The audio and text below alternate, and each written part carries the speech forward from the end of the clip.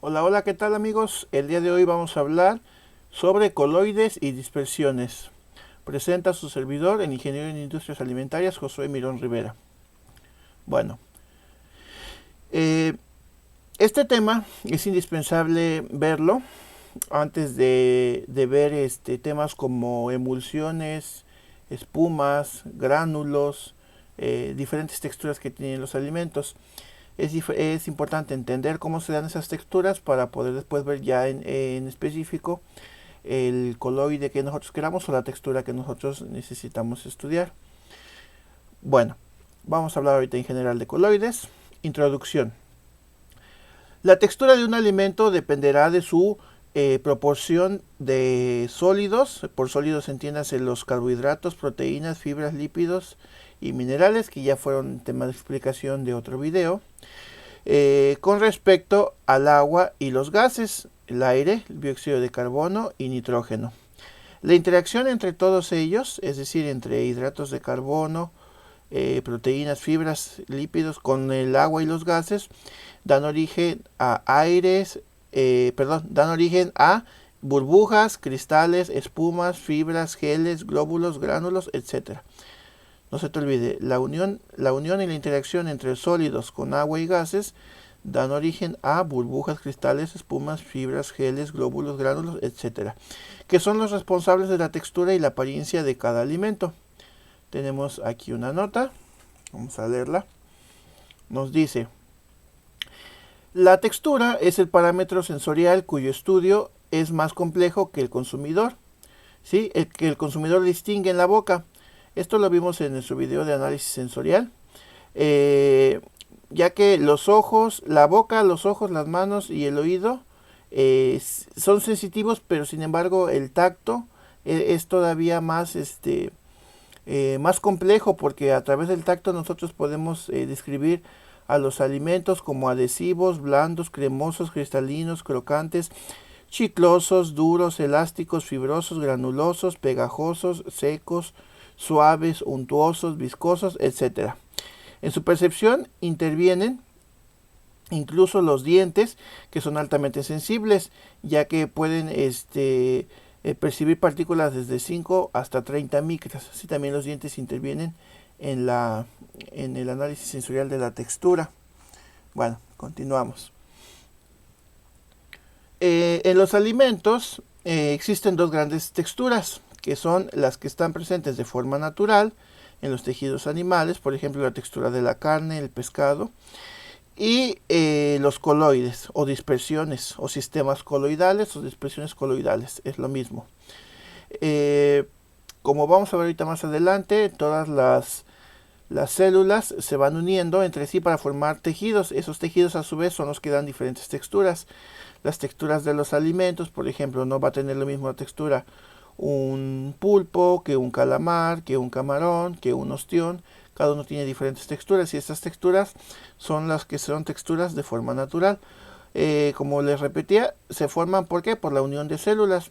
Las células, sea vegetales o animales, se van uniendo entre sí para formar estructuras complejas que son los tejidos. ¿Sí? Un millón de millones de células que son unidas, que tienen similitud entre ellas, forman los tejidos, y estos tejidos son los que dan las diferentes texturas de los alimentos. Sin embargo, hay otros como los coloides, que no tanto su textura se debe a la unión celular, sino a la interacción, como vimos acá, ¿verdad? A la interacción entre sólidos, agua y gases, para dar estos diferentes coloides.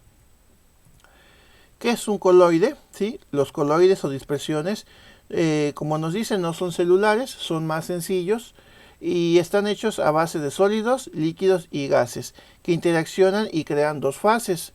Una fase continua o medio de dispersión y otra fase dispersa o discontinua llamada soluto, con diferentes tamaños de partícula. Aquí les voy a dar una clave para que siempre se lo graben.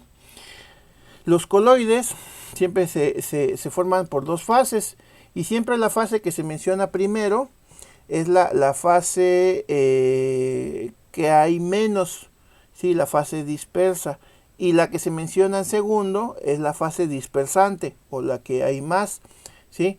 No se les olvide, siempre cuando mencionemos dispersa es lo que hay poco y dispersante es lo que hay más, donde se va a disolver este poquito que está acá. ¿Sale? Bueno, con base en las interacciones moleculares se generan los siguientes coloides. Tenemos, aquí están los principales coloides. Espuma.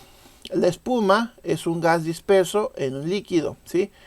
Acuérdense que el primero es el que hay poco y el segundo es el que hay más, dispersa y dispersante. Una espuma es un gas, ¿sí? Que es lo que más, que lo que hay menos gas, dispersa en un líquido, que es lo que más hay, un líquido, ¿sí?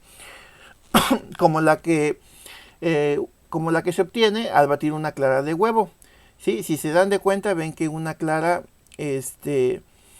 pues es muy poca la cantidad de una clara. Sin embargo, si la batimos y la subimos, se hace mucho. Pero se hace mucho porque ¿qué es lo que metemos en ese líquido? Estamos incorporando gas, ¿sale? También otro ejemplo es el de la espuma de la cerveza, los merengues, las cremas para batir, las cremas lácteas, entran en este ejemplo. La espuma sólida, a decir, ah, caray, hay espuma sólida, sí. El pan es considerado una espuma sólida, porque ustedes verán que cuando la levadura fermenta, leuda la masa, y ya fermenta y sube su tamaño, y después la horneamos, en medio del pan se ven unas especies de alveolados. Se le llama alveolado a esas burbujitas que se forman en medio del pan, que es como tal la miga, ¿sí? Es lo que conforma la miga del pan.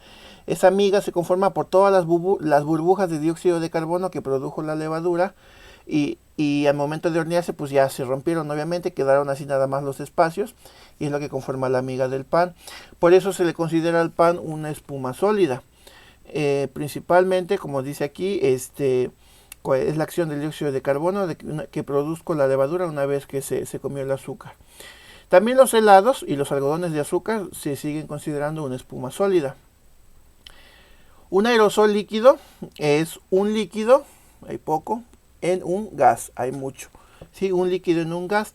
Los ejemplos más claros son las nieblas. Por nieblas entiéndase los aerosoles. Puede ser aquí el aceite en aerosol o cualquier pintura en aerosol. ¿Qué es lo que hay menos? Líquido. ¿Qué es lo que hay más? Gas, que es lo que le ayuda a salir. Pero todos los aerosoles son también llamados nieblas y se consideran aerosoles líquidos. Hay también aerosol sólido. Es cuando hay un sistema de fases en el que hay sólidos, hay pocos sólidos dentro de un gas. Es la fase dispersante. Aquí, por ejemplo, nos dice que el humo del cigarro o el ahumado de las carnes es un ejemplo de aerosol sólido. Si nosotros nos damos cuenta, las personas que tengan cocinas de humo, se darán cuenta que en las casas donde tienen cocina de humo, todo el techo y toda la parte donde está su brasero se empieza a poner negro, ¿sí? ¿Por qué? Porque toda la combustión de la madera desprende ciertas partículas sólidas que son las que se van poco a poco acumulando o están en el vapor o en el humo de la combustión, y poco a poco se empiezan a acumular en las paredes. Por eso se considera aerosol sólido. ¿Por qué? Porque hay partículas sólidas disueltas en ese humo o en ese gas. Esta es una de las principales razones por las cuales las carnes ahumadas no se deben de consumir en exceso. Sí son muy ricas, son muy buenas, pero tienen una carga muy grande de aerosol sólido, bueno, en este caso de partículas de la madera que desprenden de su combustión. Comerlas una vez de vez en cuando no causa ningún problema, pero seguidos sí llegan a causar problemas por estos restos de combustión o estas partículas que son de la madera, provenientes de la combustión de la madera. Un ejemplo también, otro coloide, tenemos el sol. Está muy fácil de entender. ¿Por qué? Porque el sol es un sólido, hay poquito, que se va a disolver en un líquido. El más claro ejemplo es el que está aquí, es un atole. ¿Por qué el atole? Si ponemos un atole de masa, ¿cuál es el soluto? La masa, ¿verdad? La bolita de masa. ¿Cuál es el solvente? Pues el agua, con la que vamos a hacer el atole, ¿sí? Perdón. En el caso del suero de leche, también, o la leche descremada, también se considera un sol. Bueno, en el suero de la leche van a decir, bueno, pero si cuando cuando le añaden el cuajo a la leche para hacer el queso, pues el suero sale, es como un líquido así entre amarillo y verdoso. Sí, pero el líquido no tiene, pues no tiene nada. La cuajada como tal se ve líquida. ¿Por qué me estás diciendo que tiene, es un sólido en un líquido? Bueno, aunque no lo veamos, sí hay una especie ahí de sólidos, no solamente que están disueltos. Por si no lo sabían, cuando las personas que se dedican a la elaboración de quesos, todo el suero que sale de la cuajada ya de la leche, cuando le ponen el cuajo, ese suero lo ponen otra vez a calentar y le añaden unas gotitas de limón o de ácido cítrico o de ácido acético, vinagre, y lo ponen a calentar. ¿Para qué hacen esto? El calor y el ácido hace que se vuelva a precipitar nuevamente la proteína que se encuentra disuelta en ese suero. Y se forma una espuma nuevamente que se recoge, se solidifica y ese viene siendo el famoso requesón. ¿Sí? Entonces, es por eso que aunque no lo veamos, pero sí tiene sólidos ahí disueltos, que hay que ayudarlos a precipitar con ácidos y calor, pero sí tiene el suero de la leche todavía sólidos, ¿sale? En el caso de la emulsión se va a dar cuando mezclemos dos líquidos que sean inmiscibles. Por inmiscibles entiéndase que no se pueden mezclar, ¿sí? Si tenemos, por ejemplo, el agua y el aceite, no se pueden mezclar, pero por la unión mecánica de un batidor de globo, por ejemplo, una batidora, después de un tiempo de reducir los tamaños de los glóbulos de grasa, tan grandes, los hacemos chiquitos, y poco a poco se empiezan a incorporar en la fase en la cual no se pueden, no se pueden mezclar. Obviamente, todas las emulsiones son termodinámicamente inestables. ¿Por qué? Por la diferencia de densidad. Siempre el líquido más denso se va a tender a ir al fondo y el menos denso pues se va a ir arriba. Pero por una acción mecánica podemos destruir los glóbulos de grasa, por ejemplo el caso del agua y el aceite. ¿Para qué? Para que se empiecen a incorporar en el agua. Aunque repito, la emulsión es inestable. Si no se le añade un emulsionante, dentro de poco otra vez se vuelven a separar las fases. Ejemplos de emulsiones tenemos cuando unimos dos líquidos inmiscibles, es decir, que no se unen, el agua con el aceite, la mantequilla, la leche y la margarina, así como algunos aderezos. Me van a decir, ¿la leche, ¿a poco la leche es una emulsión? Sí, la leche es una emulsión. ¿Por qué es una emulsión? Porque la leche está compuesta de 85% de agua, o 86% de agua, más o menos, y 10% de grasa, ¿sí? El otro, si ponemos un 85% de agua y 10% de grasa, sería 95%. El otro 5% son otros elementos, incluidos minerales, como el calcio que tiene la leche, proteínas, como la proteína de los lácteos, que es la caseína, que también ya lo vimos en el video de proteínas. En este caso, la emulsión, les repito, al tener agua y al tener grasa, ustedes saben que el agua y la grasa se separan por la densidad. El más denso se va al fondo y el menos denso queda arriba. Entonces, ¿por qué no se separa la leche? Bueno, sí se separa cuando se corta, ¿verdad? Pero no se separa la leche de caja, por ejemplo.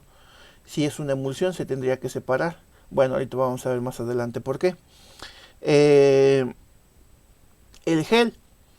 El gel está integrado por un líquido que está, ¿sí? Hay poco líquido en un sólido, ¿sí?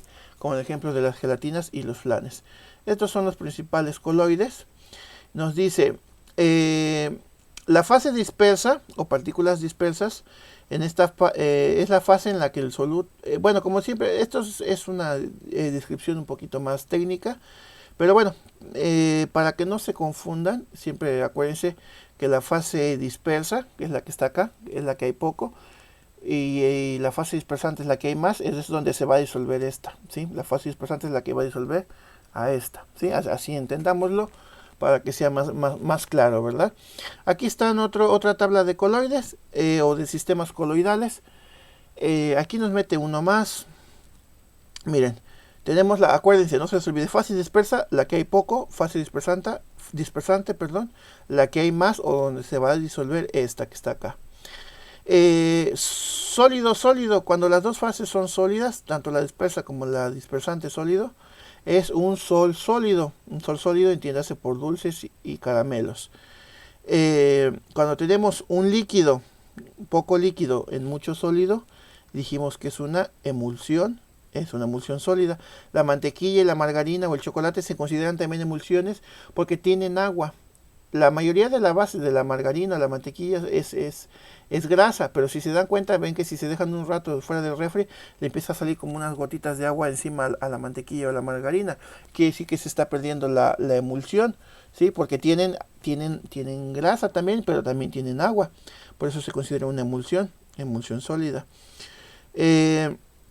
Cuando tenemos un poco gas en mucho sólido, ya vimos que es una espuma sólida, como es el caso del algodón de azúcar, los helados y la miga del pan, que ya explicamos que la miga del pan se forma. La miga del pan es ese alveolado o esas burbujas que se ven adentro de los panes cuando se parten. Ese alveolado se debe a la fermentación de la masa, a la producción de dióxido de carbono que produjo nuestra levadura.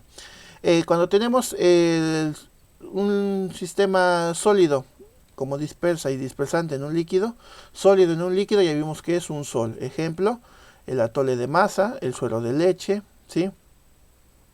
La leche descremada, ¿sí? ¿Por qué? Porque ya se le quitó grasa a este tipo de leche. La leche que no se le ha quitado ningún porcentaje de grasa, que tiene el 10% de grasa, pues es la leche entera. Después sigue la leche semidescremada, que es la leche que ya se le quitó un porcentaje más a la mitad, más o menos, un 5% de grasa.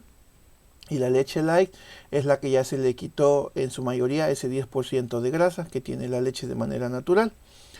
Cuando tenemos un líquido en un líquido, ya sabemos que es una emulsión, ¿sí? Como la leche, los aderezos, la mayonesa, la crema, son emulsiones. Ustedes saben que la crema también, aunque sea la crema comercial, bueno, la crema comercial tiene estabilizantes o emulsionantes. Sin embargo, en nuestro refri, una vez que se abre, la ponemos en el refri después de un tiempo. Si no la usamos, ustedes saben que también la crema se corta, se separa el agua de la grasa, ¿sí? ¿Por qué? Porque son, repito, termodinámicamente inestables debido a la falta o a la diferencia, mejor dicho, de densidades. Cuando tenemos un poco gas en un líquido, dijimos que es una espuma, como la crema batida, la espuma de la cerveza o los merengues. Cuando tenemos un sólido en un gas, pocos sólidos en un gas, es un aerosol sólido, como el humo para saborizar los alimentos, las carnes ahumadas, dijimos, las pistolas de ahumado también, es un ejemplo. Y los líquidos en un gas es el aerosol líquido, poco líquido en mucho gas, es una niebla o un aerosol, ¿sale? Tenemos una nota, nos dice, la fase dispersa es la que se halla en menor proporción. Bueno, lo que les hemos estado repitiendo en este video. Los coloides más importantes en los alimentos son las emulsiones y las espumas, ¿sí? Y los geles, que son los que estamos describiendo a continuación.